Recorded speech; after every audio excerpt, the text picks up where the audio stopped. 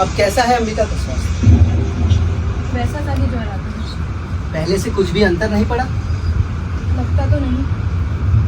2 वर्षों से निरंतर एक सा ज्वर। औषध भी सही से नहीं लेते। कई बातें करना चाहता हूँ, कई बार लगता है दोष मेरा ही। किस बात का? बात तुम जानती हो, मैंने आशा नहीं की थी कि उज्जैनी जाकर कालिदास इस तरह वहां के हो जाएंगे। और मैं प्रसन्न हूँ कि कालिदास वहाँ रहकर इतने व्यस्त हैं। यहाँ रहकर उन्होंने सिर्फ ऋतु संहार की रचना करी थी, वहाँ उन्होंने कई नए काव्यों की रचना करी थी। 2 वर्ष पहले उज्जैनी से आए व्यवसायियों से मैंने मेघदूत और रघुवंशम की प्रतियां प्राप्त की। सुनने में आया है उनका एक और नया काव्य प्रशंसा में, किंतु उसकी प्रति मुझे नहीं मिल पाई। उन्होंने कुछ नाटकों की भी रचना की जो उज्जैनी की रंगशालाओं में खेले गए। फिर भी क्या? मुझे कहते दुख होता है। उन्हीं व्यवसायियों के मुख से और भी तो कई बातें सुनी थी।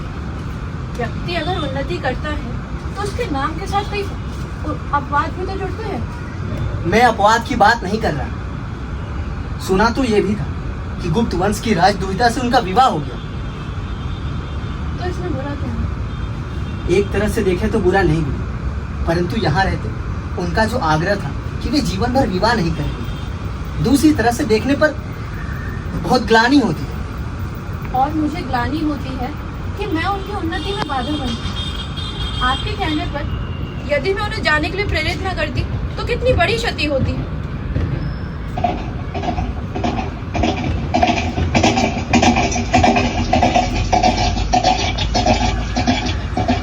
लगता है आज फिर कुछ लोग बाहर से आए हैं। कौन लोग? संभवतः राज्य के कर्मचारी। तो वैसे ही आकृति मैंने देखी है जैसी तब देखी थी जब आचार्य कालिदास को लेने आए थे। कैसी आकृति?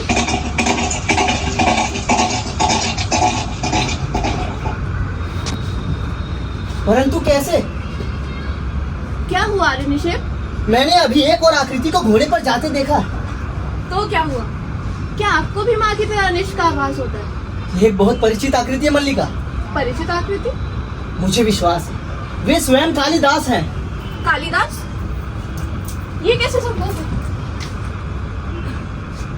मैंने अपनी आंखों से देखा। वे घोड़ा दौड़ाते पर्वत शिखर की ओर गए।